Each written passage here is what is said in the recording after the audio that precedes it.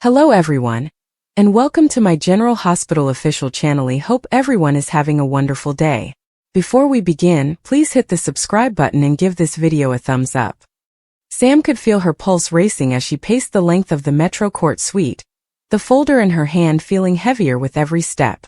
She didn't want to be the one to destroy a life, especially not at a wedding, but the truth wasn't going away. She had gone over the documents 100 times, checked every source, even confronted people she never thought she'd see again. And now she knew. Drew had crossed a line, one he could never uncross.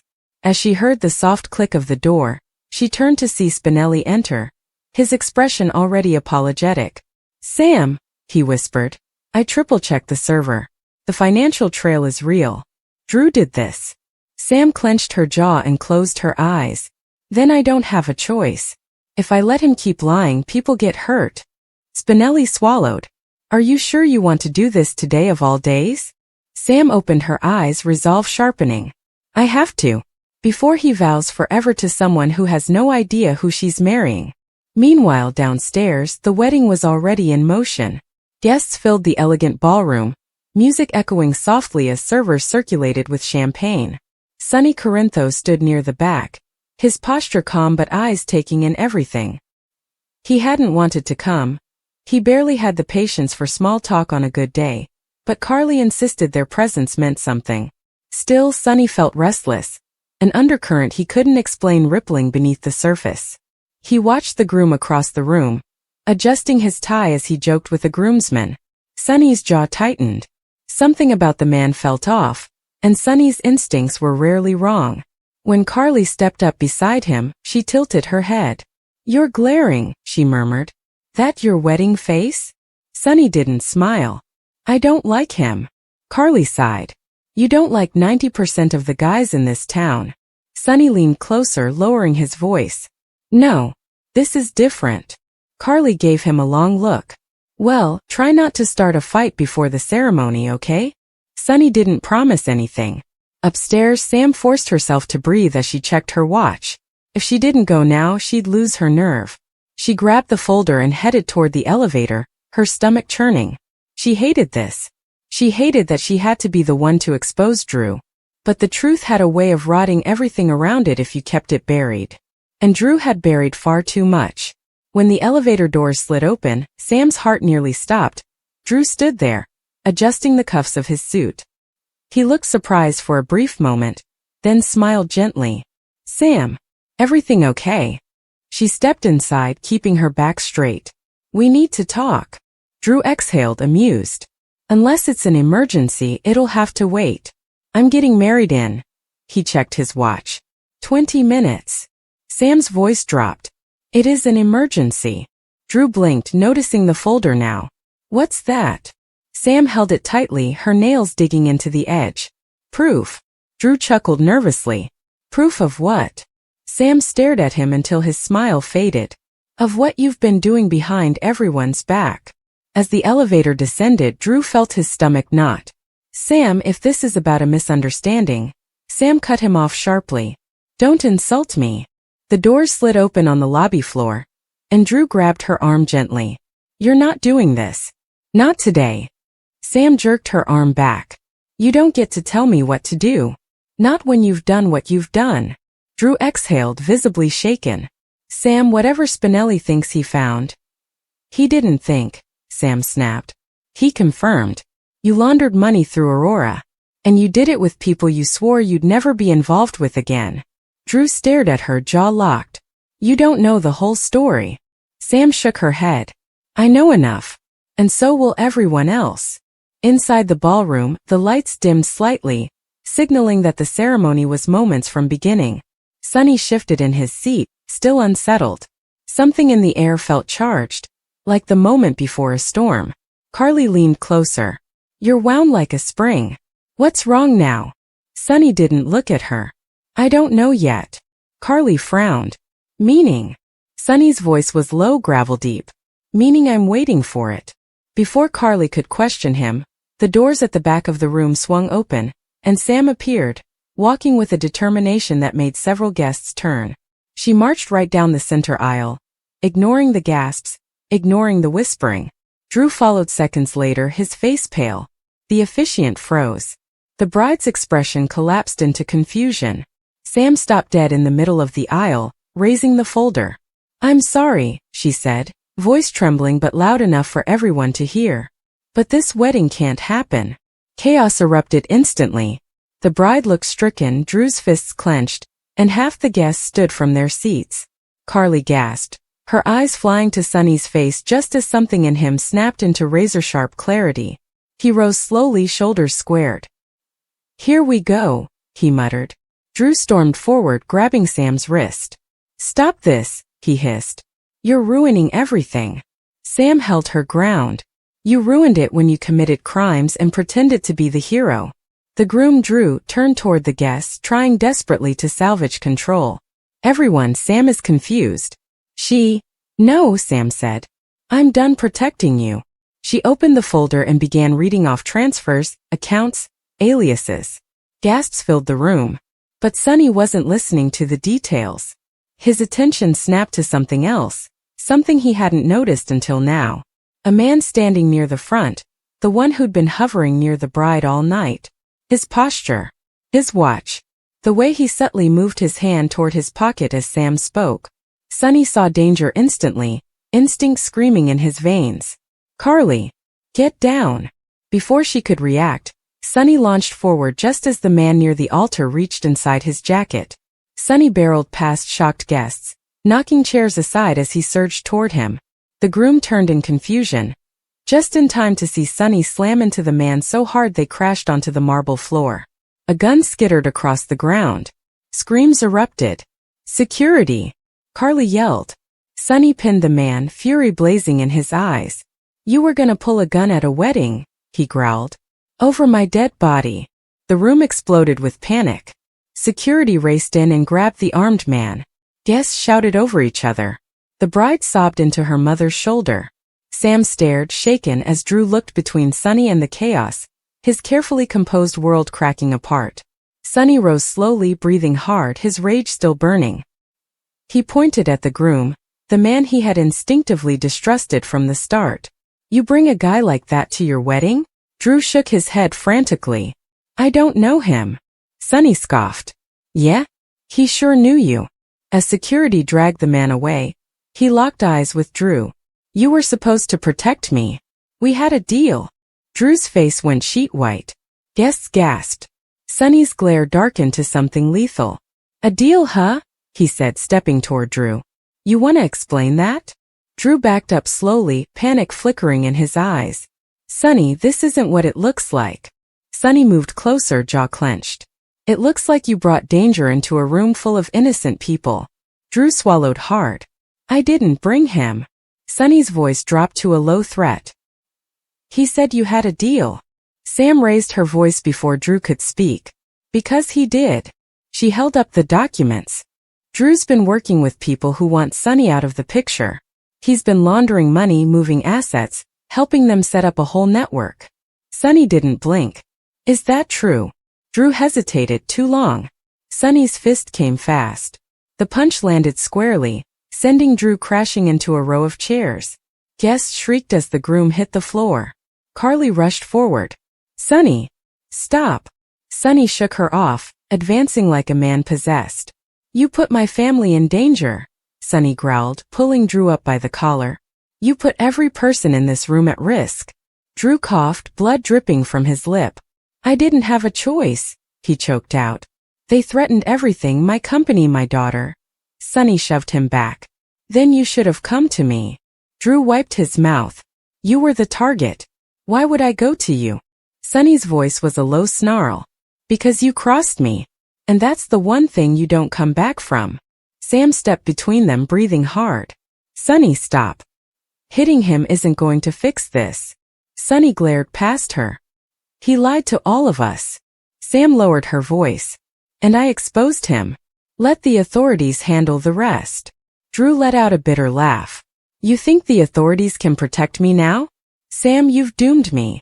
Sam met his eyes, emotion breaking through her anger. "You doomed yourself." Carly placed a hand on Sonny's arm, trying to steady him. "We need to leave. Let security finish this." But Sonny wasn't done. "You're lucky I stopped at one punch," he said darkly to Drew.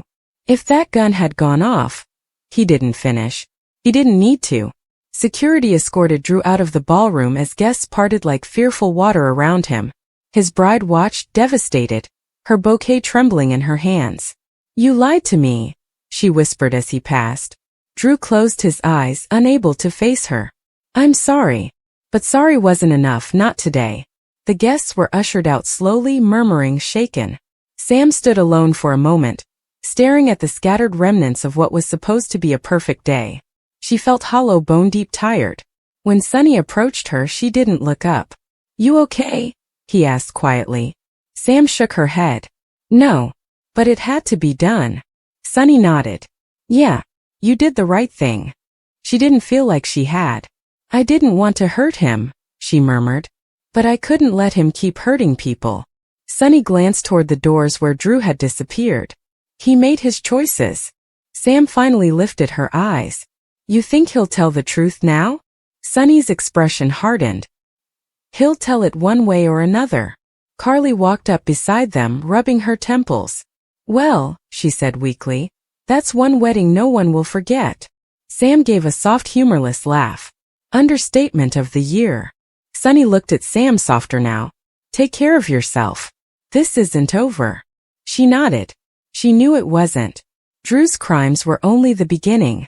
And as the night fell heavy over Port Charles, one truth settled among all the chaos. This wedding wouldn't just change lives. It would ignite a war. The air in Port Charles hung heavy with the kind of shimmering tension that precedes a seismic event. It was a day meant for celebration, for the joining of two families, however fractured, under the benevolent gaze of a perfectly arranged floral arch at the Metro Court rooftop garden. Carly Corinthos, resplendent in a gown that spoke of both elegance and unwavering determination, stood at the threshold of a new beginning with Drew Kane. Around them, the glittering tapestry of the town's residents mingled, some with genuine warmth, others with smiles that didn't quite reach calculating eyes. Sonny Corinthos, Carly's formidable ex-husband, was a statue of controlled intensity near the bar, his dark gaze periodically tracking the bride with a history too profound to be erased by ceremony. Michael Corinthos stood beside his mother, a pillar of support, though his own thoughts were clouded with unresolved business. Sam McCall, elegant in her guest attire, moved through the crowd with a purposeful grace that belied the storm gathering behind her eyes. She clutched her small beaded purse as if it contained a live wire, her attention repeatedly darting to the groom, Drew, who beamed with a happiness that, to her, was built upon a foundation of grotesque deceit. The ceremony commenced under a cloudless sky. The officiant's words about trust, fidelity, and a shared future seemed to hang in the air, charged with an irony known only to a select few. As Drew took Carly's hands, his voice thick with emotion as he began his vows, a ripple went through the crowd. Started with Sam. She had been still, too still, her knuckles white. Then she took a step forward, out of the row of guests and into the central aisle. The movement was subtle but deliberate, a crack in the facade of the day. "I object." Her voice, clear and steady, cut through the romantic melody playing in the background. 200 heads swiveled in her direction. Carly's smile froze, then melted into confusion and dawning irritation. Drew's face transformed from loving groom to wary man in a heartbeat, a flicker of something cold, fear or perhaps fury, passing behind his eyes. "Sam," Drew said, his tone a warning masked as gentle reason. "Not now. Whatever this is." "It has to be now," Sam interrupted, her voice gaining volume, projecting to every corner of the rooftop. "Before you bind this incredible woman to a lie. Before you stand before all these people and before God and commit a fraud." She turned to address the congregation, her gaze sweeping over the stunned faces of friends, family, and rivals. "Many of you know me. You know I've loved this man. You know I believed in his goodness, in the hero who returned from captivity. But what I've discovered, what he has done, is the act of a monster, not a hero." A furious whisper erupted. Carly's expression hardened. "Sam, if this is some pathetic attempt to stop this wedding because you're jealous." "It's not about jealousy, Carly." Sam's composure began to fracture, righteous anger pouring out. "It's about the night of the Metro Court bombing. It's about what really happened to my brother Drew. The name Drew hung in the air, but the context shifted. A deeper chill settled over the gathering. Sonny, who had been leaning against a pillar, now stood perfectly upright, his entire focus laser-locked on Sam. Sam reached into her purse and pulled out a small digital voice recorder. You all remember the chaos, the fear. My brother Drew Quartermain was here. He and Drew Kane were both here. She emphasized the name with venomous air quotes. My brother was the original Navy SEAL. This man, she said, pointing a trembling finger at the groom, was Jason Morgan, his best friend, caught in the same explosion. But only one of them woke up. She held up the recorder. After the bomb, Drew Kane awoke with amnesia. A convenient blank slate. He was molded, shaped, told he was a certain man. And he believed it. We all did. But the truth was buried, not lost. It was suppressed. By him. She pressed play. The crowd strained to hear. Over the rustle of the wind, a distorted but unmistakably Drew's voice, filled with a panic none had ever heard from the calm, optimistic man they knew, spilled forth. I can hear him, he's trapped under the beam. He's calling for help. He's saying my name. Jason. Jason, help me. A pause filled with static and ragged breathing. Then a colder, desperate voice. If they find him first, if they know who he is, I'll never get out. I'll be nobody again. I have to be him. I have to be Drew. God forgive me. I have to let him die. A collective gasp sucked the air from the rooftop. The recording ended with a final sickening crunch of falling debris and then silence. Carly's face was a mask of utter devastation. She looked from the recorder to her fiancé. What is this? Drew, what is she playing? But the man she knew as Drew Kane was pale. His jaw clenched so tight a muscle jumped. The charming veneer had shattered, revealing a core of sheer unadulterated terror. It's a fake, he choked out, but the denial was weak, hollow.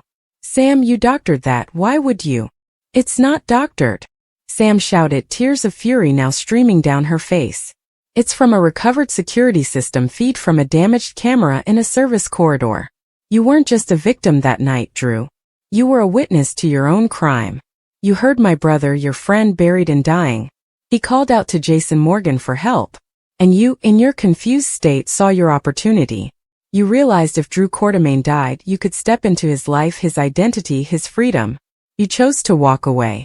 You let my brother suffocate under a mountain of rubble so you could steal his name, his face, his very soul. The accusation was so colossal, so horrifying. It momentarily silenced everyone. The horror of the bombing was a town-wide trauma, but this reframed it as a deliberate, intimate murder. Michael stepped forward, his face ashen. Sam, are you sure?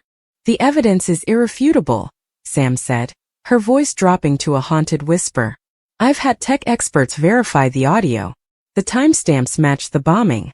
The voice stress analysis indicates truth-telling in the panic, and cold calculation in the decision. He didn't just become Drew Kane by accident. He usurped him. He committed identity theft of the most vile kind, and the price was my brother's life. She turned back to the groom, who seemed to be shrinking in his beautifully tailored tuxedo. You've been living his life, loving his family, making business decisions with his shares, and all the while you knew, deep down beneath the layers of your constructed persona, you knew the blood you were standing on. You're not a hero. You're a coward and a killer. The word killer seemed to break a spell. Carly let out a wounded cry, staggering back as if physically struck. She tore her hands from Drew's grasp as if his touch burned. Tell me it's not true, she begged, her voice raw. Drew, look at me and tell me you didn't do this. Drew, or the man who had been Drew, looked into her eyes, and his own were empty pools of guilt and shame. He opened his mouth but no sound came out. The fight had left him. The lie he had built his life upon was exposed, crumbling in the harsh sunlight for all to see. His silence was more damning than any confession. It was at that moment that Sonny Corinthos moved. He had been a silent gathering storm. The revelation had struck him with peculiar force. Jason Morgan had been his best friend, his brother-in-arms, his moral compass in a gray world. The idea that this man, this imposter, had not only let Jason's real brother die but had then paraded around in a stolen life, courting Sonny's ex-wife, sitting in meetings with his son, It ignited a fury in him that was primal and absolute. He didn't shout. He didn't run. He simply began to walk forward, his stride deliberate and deadly, cutting through the crowd which instinctively parted before him. His eyes were black with rage, fixed solely on the groom. Drew saw him coming and took a step back, hitting the edge of the floral arch. Sonny, wait. There was no waiting. Sonny's first blow was not a wild punch. It was a devastating closed fist strike straight to Drew's jaw, fueled by a lifetime of violence and a very specific personal betrayal. The crack of bone on bone was sickeningly loud in the stunned silence. Drew's head snapped back, and he crumpled to the pristine white runner, a splash of red from his split lips staining the fabric. Chaos erupted. Women screamed. Men shouted, rushing forward, but hesitating before the sheer volcanic force of Sonny's anger. Michael and Jason Morgan's son Jake lunged to intervene, but they were too slow for the second act of Sonny's vengeance. Sonny stood over the fallen man, his chest heaving. You, he growled, the word guttural. You let him die. You heard Jason calling for you and you walked away. You stole his brother's face. You sat in my house. You touched my family. Each accusation was a hammer blow. He reached down, grabbing a fistful of Drew's tuxedo lapel, hauling him halfway up only to slam him back down onto the floor. You're a ghost. A filthy, thieving ghost. And today I'm sending you back to hell. He drew his fist back again, a man possessed, intent on unleashing a brutal punishment that the Port Charles Police Department would be too slow to stop. Sonny, no. The scream came from Carly. She threw herself forward, not to help Drew, but to stop Sonny from crossing a line that would land him in prison for good. She grabbed his arm, her own strength fueled by adrenaline and a desperate need to prevent total ruin. Stop it. He's not worth it. Look at me. For a second, Sonny's rage-blind eyes didn't see her. Then they focused. Carly's face streaked with tears, her wedding dress torn in the scuffle, broke through the red haze. He hesitated, his fist still clenched, trembling with the urge to finish what he started. In that moment of hesitation, Michael and several other male guests finally closed in, pulling Sonny back, wrapping arms around him. He fought them for a second, a bull unwilling to be corralled, but then the fight left him in a rush, replaced by a trembling, cold fury. He shook them off, straightening his suit jacket, his gaze never leaving the broken man on the ground. Drew lay moaning, holding his jaw, his eyes swimming with pain and the dawning reality of his fate. The perfect wedding was a shattered tableau of horror. Flowers were trampled. Chairs were overturned. The elegant cake stood untouched, a grotesque monument to the celebration that would never be. Sam stood alone near the aisle, the recorder still in her hand. She watched the scene, Carly's devastation, Sonny's fury, Drew's disgrace, with a profound numbness. There was no victory in this, only a terrible, necessary truth finally set free. The ghost of her brother could now, perhaps, rest. But the lives of everyone on that rooftop were irrevocably scarred. Carly, finally pulling her gaze from Sonny, looked down at the man she was to marry. The love, the trust, the future she had seen. All of it was poisoned, revealed as a mirage constructed by a desperate, immoral stranger. She slowly, deliberately, pulled the engagement ring from her finger. It caught the sun, a final cruel sparkle. She didn't throw it at him. She simply let it drop. It hit the runner with a soft metallic ping and rolled away, disappearing under a crumpled chair. Get him out of my sight, she said, her voice eerily calm, hollowed out by shock. Someone call the police. But it changed everything. Willow looked at him, her heart breaking at the sincere love in his eyes, but the ground was literally crumbling beneath her feet. It changes everything, Michael, she said, her voice suddenly hollow, drained of all its previous fire. I don't know who me is. I need to know where I come from before I can promise where I'm going. I can't bind you to a ghost, to a question mark. She turned her tear-streaked face to the assembled guests, to their families, to a horrified Carly and a stone-faced Sonny. She drew a ragged, shuddering breath that echoed in the now silent ballroom. I am so sorry, she announced, her voice carrying a strange, formal clarity. The wedding is off. Please everyone, just go home. The silence that followed was absolute, heavier than any music. Then chaos erupted. Questions, cries of dismay, shouts of confusion. But Willow heard none of it. With one last, shattered look at Michael, whose own face had gone ashen with grief and shock, she gathered the heavy skirts of her wedding gown and fled.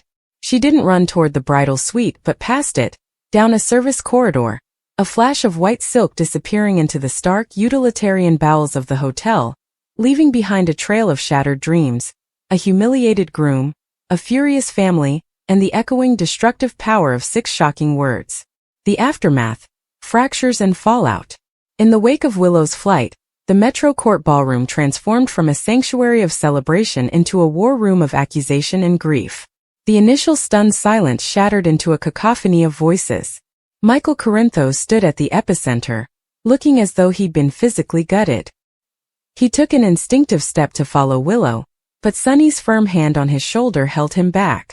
"Give her a minute, son," Sonny said, his voice gravelly with controlled anger, though his eyes were fixed on Nina. "She's in shock. Let the women go to her first." But the women, Carly and the bridesmaids, were in no state to offer calm comfort. Carly, her maternal instincts toward Willow and her fury toward Nina at a violent boil, stormed across the space separating them. "What did you do?" she seethed, getting directly in Nina's face. "What poisonous lie did you just spit out to ruin my son's wedding?" Nina, buoyed by a toxic mix of righteousness and panic, stood her ground. "It's not a lie, Carly. It's the truth. A truth everyone deserved to know, especially Willow. Or do you only believe in truths that are convenient for you?" "You had no right," Carly shouted, her finger jabbing the air. This was her day. Michael's day. "You selfish miserable. You couldn't stand to see them happy, to see her welcomed into a family you'll never be a part of. So you sabotaged it. You're a destroyer, Nina. It's all you know how to do." Sonny moved then, inserting his large frame between the two women, his focus solely on Nina. The look in his eyes was one of profound disappointment and icy rage. "Is it true?" he asked, his voice dangerously low. "That Harmony kidnapped her?" "Yes," Nina said, meeting his gaze, her own filling with defensive tears. "I have proof, Sonny. I wouldn't say it if I didn't." "And you chose today," Sonny stated, each word a chunk of ice. "Not yesterday. Not tomorrow. Not in private with care, with support. You chose to drop a bomb in the middle of a church aisle. Why, Nina? For God's sake, why?" Nina's defiance wavered under the weight of his scrutiny. "Because she needed to know before she made the biggest mistake of her life." "You mean before she became a Corinthos?" Carly snarled from behind Sonny. "That's what this is really about." Michael finally found his voice a broken sound. "Where is she? I need to find her." He shrugged off his father's hand and pushed past them all, oblivious to the staring crowd, his only goal to reach Willow. Meanwhile, in a stark linen-lined service pantry, Willow had collapsed onto a crate, her beautiful gown pooling around her like the shed skin of a life she no longer recognized. Sobs racked her body, deep, guttural sounds of primordial loss. The lace scratched her cheeks. The weight of the dress felt like a leaden shroud. She was adrift in a universe with no coordinates. Every memory, every childhood scar, every moment of self-doubt took on a new horrifying meaning. Had her real mother sung to her? Had she been loved? Was she the product of a violent crime or a desperate act? The questions multiplied like viruses, infecting every corner of her mind. The search for truth begins. Michael found her there, hunched and shattered. He didn't speak, simply knelt in front of her on the hard concrete floor, staining his pristine trousers, and gathered her shaking hands in his. For a long time they stayed like that, the only sound her ragged breathing. "I believe you," he finally said, his voice thick. "If you say it's true, I believe you. And we will find the answers. Together. But Willow marrying me isn't a lie. What we have isn't a lie." Willow lifted her ravaged face. "How can you say that? You fell in love with Willow Tate, daughter of a fanatical criminal. But who is that? She's a character in a story Harmony wrote. The real woman, you don't know her." "I don't know her. I can't ask you to tie your life to a stranger." "You're not a stranger to me," he insisted, his own tears falling now. "I know your heart. I know your courage, your love for our children, your kindness, your strength. That's not DNA, Willow. That's you. That doesn't change." But she was inconsolable, trapped in an existential crisis. It all has to change, Michael. Until I know where I come from, I can't move forward. I need to stop. I need to investigate the very beginning of me. The practical implications began to dawn. The wedding was publicly, spectacularly cancelled. The life they had painstakingly built, a sanctuary from Harmony's legacy, was suddenly built on quicksand. Wiley, their son, would have questions. The life growing inside her. What lineage did it truly carry? Back in the ballroom, the furious inquest continued. Under intense pressure from Sonny and a now-present Jason Morgan, whose stoic presence was more threatening than any shout, Nina divulged fragments of what she knew. She claimed to have discovered the truth through old connections from Harmony's cult days, corroborated by a faded, hidden police report she had unearthed. A baby girl reported stolen from a hospital in upstate New York, around the time of Willow's birth. Description matching. Harmony, then using a different name, was a person of interest but vanished before she could be questioned. Who are the parents? Jason asked, his tone leaving no room for evasion. I don't have names yet, Nina admitted, deflating somewhat. The report was redacted. I only knew it wasn't Harmony. I was still piecing it together. But you had enough to destroy her today, Carly spat. The fallout was immediate and wide-ranging. Drew Kane, ever the voice of moral reason, was aghast at Nina's timing but acknowledged the truth, however delivered, was Willow's right. He urged Michael to focus on supporting Willow, not on vengeance. Elizabeth Weber, a friend to both Willow and Michael, rushed to the Metro Court, her nurse's instincts kicking in to provide emotional triage.